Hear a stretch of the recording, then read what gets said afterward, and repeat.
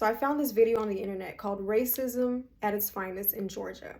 I think it's a very interesting video and I want to give you my perspective on it. So here we go. What is you talking about? And you not talking to me. You are not talking to me. No, you not. You are not talking to me. So come with it. I'm going to sit here. I'm going to box my food and I'm going to finish my food and then I'll leave. That's okay with me, baby. I got a lot of money in my account. I asked her to turn it down and she got snappy with me and she just threw a whole box at me. I come up here and I play pool all the time. So all the time. She did just throw that box at me, sir. So as I'm watching this, I'm just thinking about how sometimes what we think we see is not what actuality is. Just because you see these videos go viral does not mean that the situations are organic. I mean, I can't say if this is a real situation or not, but I know when it comes to stuff like this, things can get ruthless, and we have to understand that there's so many political agendas out there, and you can't put it past somebody to like pay this person to walk into some random bar in Georgia just to start like a mess, just to like start some stuff. So if this is what's going on here, like I wouldn't put that situation past anybody. So I guess just always be wary and just know that everything is not always what you think it is. And she probably got paid to be there, but who knows? Period. I guess because I came up here to play pool. This is the only place with a pool table in the vicinity. She said she was there because she wanted to play pool, which she has every right to be there. Like, this guy has no right to be like, oh, why are you here? Like, he doesn't own the place, so he has no right to tell her something like that. She could be wherever she want to be. She could sit wherever she wants to sit, and she can do whatever she wants to do. Now, why was she there? Like, she said she was there to play pool, but if you go to play pool somewhere, I don't imagine that you're gonna go play pool by yourself. I think that's a little interesting. Who knows? Maybe she did go to play by herself. I don't know. By the way that she's talking, she's been to this place before, because she says this is the only place that she goes to because this is the only place that she can find with a pool table. Okay. So then that tells me that she must know the atmosphere there, and she must know what kind of crowd is at this place. I imagine if somebody, like, if you have a hobby and you like to do something, you're going to do it in a place where there's a crowd that you vibe with. You're not just going to go to some random place where the vibe is already like funny, you know? So I don't know. This whole situation is a little strange to me. I think they're both in the wrong. This man has no right to be telling her like, oh, or asking her, why are you here at a white place? She could be wherever she want to be, but her vibe is a little funny too. I don't know if it's genuine, if, you know, because to me, I feel like somebody paid her to be there, because nobody's going to get up out of their house to go play pool with a bunch of people that they don't know and don't like. And you do this on a regular. This is the only place you can find with a pool table. You come here as a regular, but you're getting all this bad energy, and it seems like it's your first time. So that's a little strange. So that's what I'm doing in a white place. That's what I'm doing in a white place. That's what I'm doing in a white place. That's what I'm doing in a goddamn white place. That's what I'm doing. I'm not gonna lie, I thought that was kind of funny. He was like, well, why don't you go buy your own pool table if you got all this money? She's like, oh, I got money in the bank, this and that. Okay, maybe he has a point, but still, he has no right to tell her that though. But, you know, I can understand, like, because these people, they're probably not even used to seeing, like, somebody like her. And I'm not saying, like, oh, a black person, but it's just, like, the energy that she came with. Maybe they're not used to that. Like, look at that bar. Like, it looks like you see the crowd. So somebody like that's going to stand out. Like, no matter who you are, you're going to stand out if you don't blend in with that type of crowd. I don't know. I just think it's really funny. But he has no right. Well, I guess he has the right, because in America, we have the freedom of speech and we have the right to say whatever the heck we want to say. But, I mean, I guess they're both in the wrong from what I'm watching so far. But I did think it was funny that he's like, well, why don't you just buy your own pool table? But really, that's what I would do. Like, if I love to play pool, I'm in Georgia. This is the only place I can find with a pool table, and I got money in the bank and I got it like that. I'm not going to be like wasting my time at some redneck bar. Like, that's not your vibe. That's not your crowd. What you doing there? Like, go buy your own pool table. Like, it makes sense to me. Or go find a hotel. Like, come on. Like, you're in Atlanta. There's so many places to go. It's like a big city, and there's black people. Like, if this is a black-white thing, there's black people everywhere in Atlanta. Like, I feel like if somebody wants to go somewhere and find like black people that are like successful, or just like, you know, black people in general, whatever, Atlanta's the perfect place to go. So it's like, what's the big deal? You know, like, why are you at this bar? Like, why are you at a hole in the wall redneck bar? You in Atlanta, you could go anywhere you want to go. Go find you a hotel that has a pool table in the lobby or in one of the game rooms or something. Like, there's so much that you can do. I just do not want to believe that this was her last resort because she likes to play pool. And Buddy's wrong. Like, this guy, I don't know who he thinks he is, talking about why don't you go buy your own pool table? That is not his place. Anyway, let's continue watching. You taking our comment very offensive. Don't put it on TikTok. All that. Really snazzy. Period. I took it there. I know you racist. You look like a racist. But that's why you're poor. Most racist people are poor. Well, I guess the guy did admit to being racist. But, I mean, what can we say? Like, it is what it is. I mean, is this a reflection of everybody in America? No. But is this a percentage of some people in this country? Probably. As you can see, this is evidence and proof that this thing still exists. But everybody's not a country bumpkin. Like, like, it's Atlanta. Like, of course you're gonna find like little small pockets and little small niches of like country bumpkins inside of a bar. And like, leave them alone. What you doing there anyway? I think that's very interesting. I guess I wanted to really watch this and see, like, or give my opinion and perspective on it and say, is this really racist or not? And to be honest with you, it is racist. I mean, the guy just admitted, like, yeah, I'm a racist. Like, he just told you straight up. And to be honest with you, I don't think there's a difference between him and her, because I feel like they're one and the same. It's like, what is she doing there in the first place? If that's not your crowd, like, why are you there? Like, this is not a reflection of the whole entire country. Like, there's so many things you can do. There's so many places you can go. And it's like, if you're looking for like your people, you know, if we're looking for our people, you in Atlanta, like, that's the perfect place to be. Like, what are you doing there?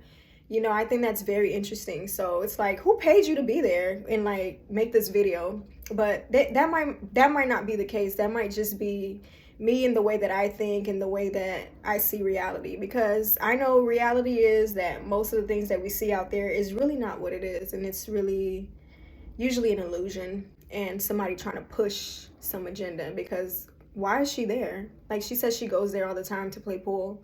So why are you having all these friction with these people?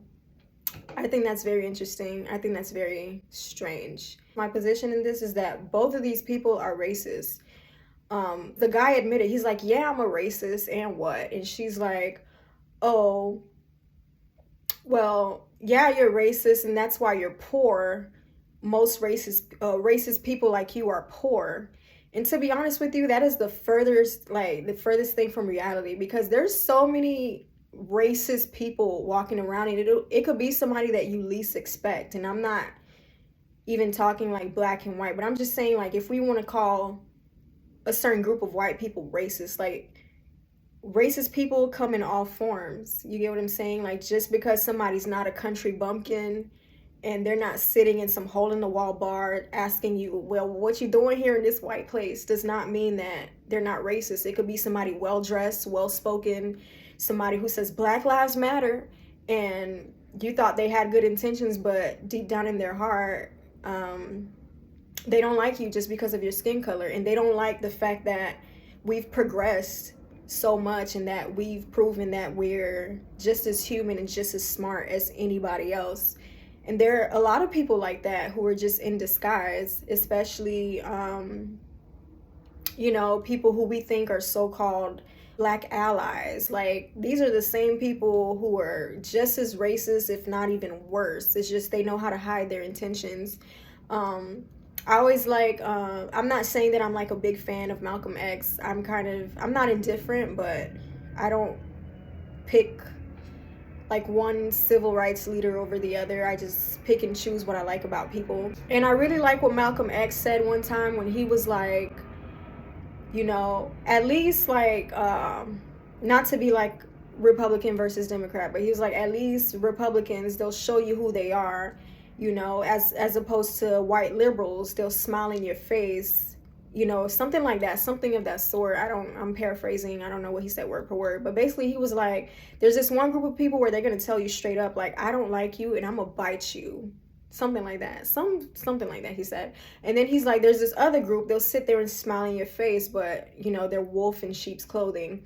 And that's the reality of the situation today. And it could have been those same type of people, those same type of liberal, well-dressed, and don't look like a country bumpkin type of people who probably paid her to go into that bar and to make this big scene and do all this, you know, whatever, you know, to post it on the internet and made it go viral just so that they can keep their agenda going and so that they can keep Black people under their grip and so that we can think that this is the face of racism right here. So we can think like, oh, if you go to a small town in Georgia and you find a hole in the wall and you see some country bumpkins like this is what racism looks like. These are racist people. So then when you see them, you never pin, you know, you never see reality. You know, when you see them, you think, okay, those are my allies. Those are my friends. Those are the people who support me. They want me to have equity. They want a more equitable society, and they want,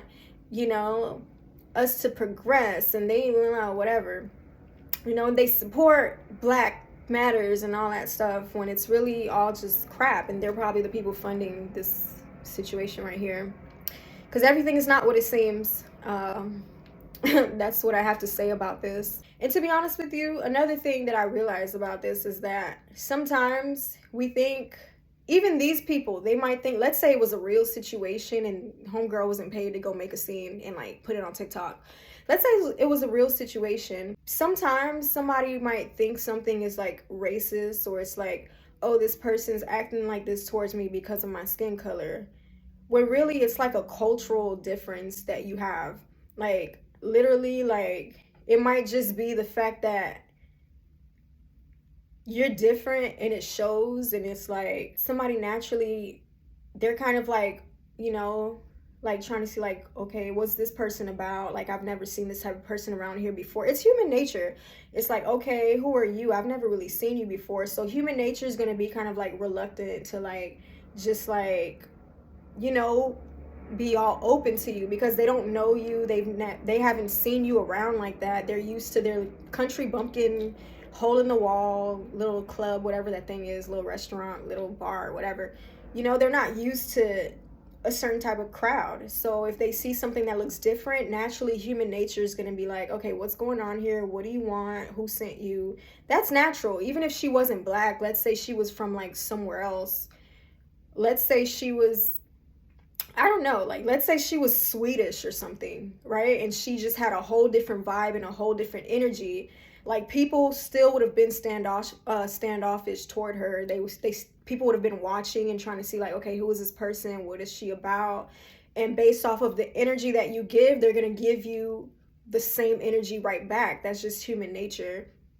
I feel like stuff like this happens to me all the time.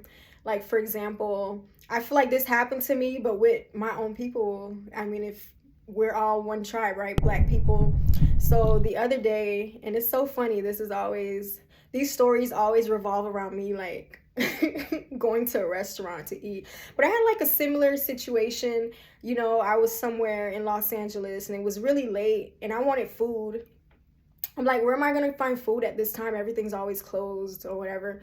So then I'm just like, okay, then I hear like music playing in this little area. I was like, okay, there's music, so there must be food. So then I go and I see like a bunch of like biker people. Don't think, oh, just because they're bikers, it's a bunch of white people. No, it was like a Black biker crew or whatever. And they were all standing outside, and I guess some people were inside, but I was hungry. So I was like, what is this club?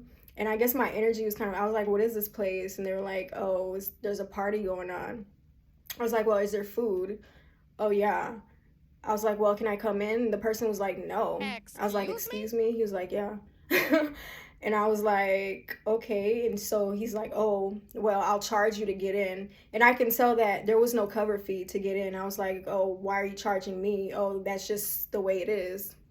But then eventually I talked to the guy a little bit. I know I wanted food. So I wanted to go in and get some food. There was nowhere else I could find food. So I kind of like, okay, I was like, let me just like ease up a bit and just be a little relaxed and don't make it such a tense situation. And human nature saw that, you know, the situation was relaxed. There was no threat there.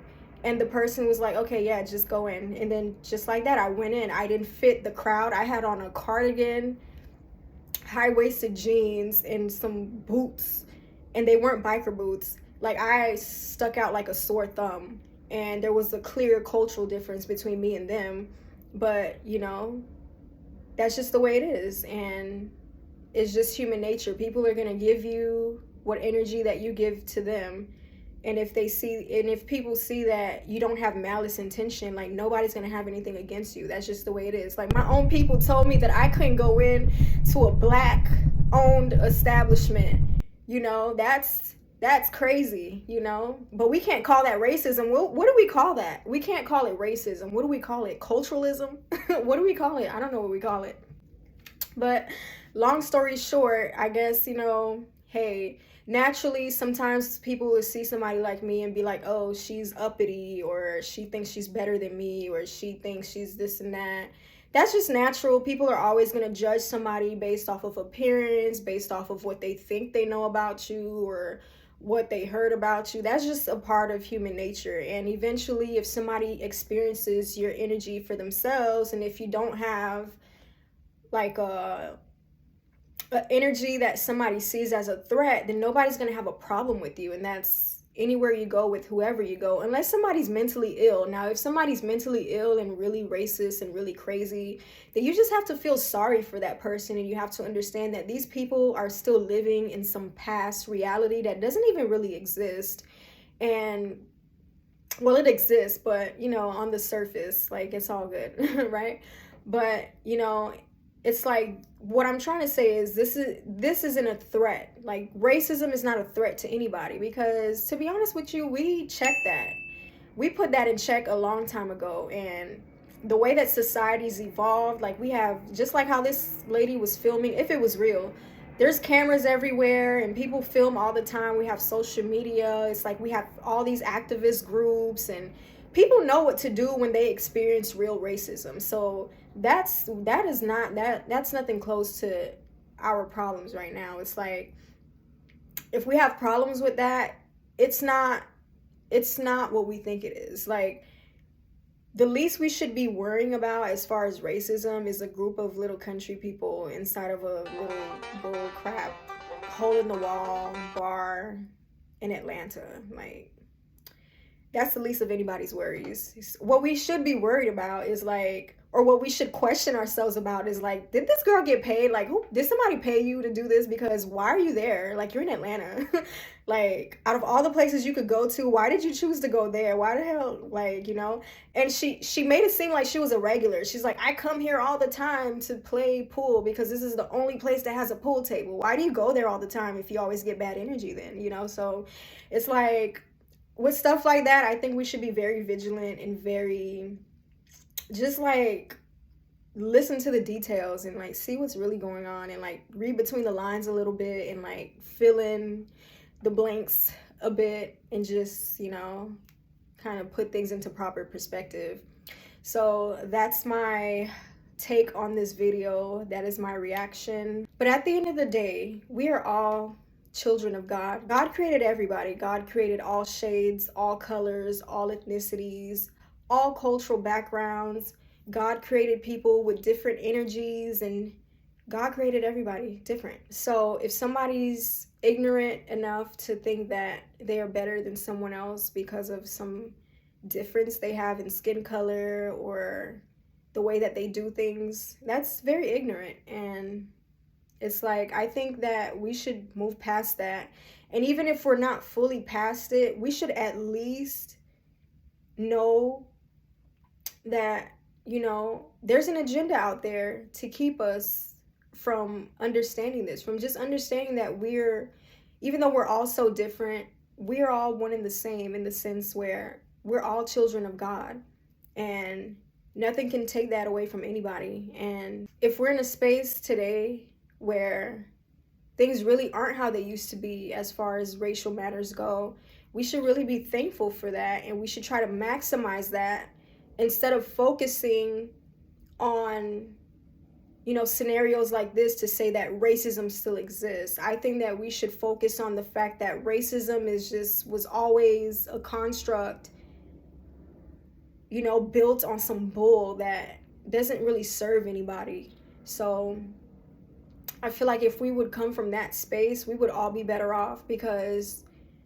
we will always reap what we sow, and whatever we focus on, we'll always get more of. So if you focus on country bumpkins in a hole-in-the-wall bar somewhere in Atlanta, and that's what we want to project onto the world, and we want to take that and run with it and say that America's racist, or this is a racist world that we live in, we're going to get a lot more of that, because you can never, it's like, I don't know if racism will ever like fully go away, because that's just somebody's mentality. You can't change everybody's mentality. Some people, you know, we're ignorant, and some people are open to enlightening themselves and, you know, getting smarter and, you know, understanding reality for what it is, and they can get out of that mental state. But some people, they'll just stay behind in that way, and that's just their business. And I think society should move past them and not be stuck in the past with these people who haven't mentally and spiritually evolved to understand that people are people at the end of the day, and we all have our differences, we all have our cultural differences, and we all look different.